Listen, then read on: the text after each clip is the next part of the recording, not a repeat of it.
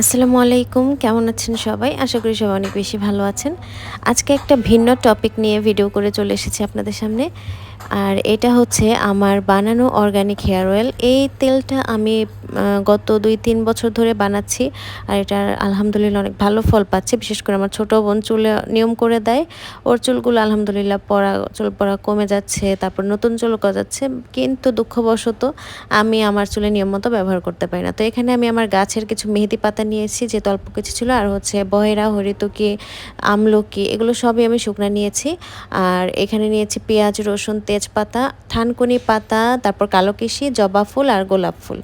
আর হচ্ছে কালো জিরা নিয়েছি, মেথি নিয়েছি। এখানে সবগুলোই হচ্ছে আমি এগুলা ভেঙে নিয়েছি, যেগুলো শুকনো শুকনো বড় ছিল, যাতে নির্যাসটা খুব ভালোভাবে বের হতে পারে। তেজপাতাগুলোকে একটু কেটে কেটে ছোট ছোট করে দিচ্ছি। পেঁয়াজ, তারপর মেহেদি পাতাটা দিচ্ছি। মেহেদি পাতা কত উপকারী চুলের জন্য আপনারা সবাই খুব কম বেশি জানেন। আর বহেরা, হরিতকি, তারপর হচ্ছে মেথি, কালো জিরা এগুলার যে উপকারিতা সেগুলো আমি আর মুখে কি বলবো। এটা আমার মতে সবাই জানে, এটা নতুন করে বলার কিছু নেই। আর জবা ফুল, গোলাপ ফুল এগুলো চুলের জন্য অনেক বেশি পুষ্টিকর। জবা ফুল চুলকে কালো করতে সাহায্য করে। আর এখানে আমি দিয়ে দিচ্ছি 850 থেকে 900 গ্রাম, 850-র মতো হবে নারিকেল তেল। এখানে আপনারা 1.5 কেজির মতো এই তেলটা জাল দিতে পারবেন। তো আমার কাছে এইটুকুই ছিল, আমি এটাই দিচ্ছি। আর এখানে আমি কিছু বাদ পড়ে গেছে। আমি হচ্ছে অ্যালোভেরা আমার গাছে ছিল না, বাসায়ও ছিল না, তো আমি অ্যালোভেরাটা বাদই করেছি।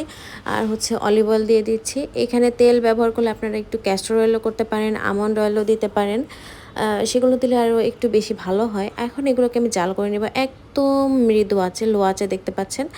এই লো আঁচে এই তেলটাকে জাল করে নিতে হবে যতক্ষণ না পর্যন্ত এই যে আমাদের যে উপকরণগুলো দিয়েছি এগুলো একদম কালো কালো হয়ে আসে বা একটু ভাজা ভাজা হয়ে যায়।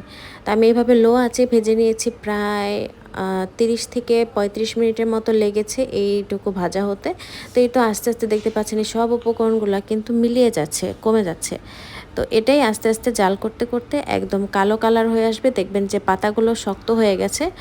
ঠিক ওই মুহূর্তে বুঝতে হবে যে আমাদের তেল জাল করা শেষ। এই যে আমাদের তেল জাল করা শেষ হয়ে গেছে। এখন এইটা আমি ঠান্ডা করে নিব এর মধ্যেই, যাতে নির্যাসগুলো ভালো মতো তেলের মধ্যে মিশতে পারে। ঠান্ডা হয়ে যাওয়ার পর আমি এটাকে ভালো মতো সেঁকে নিয়েছি।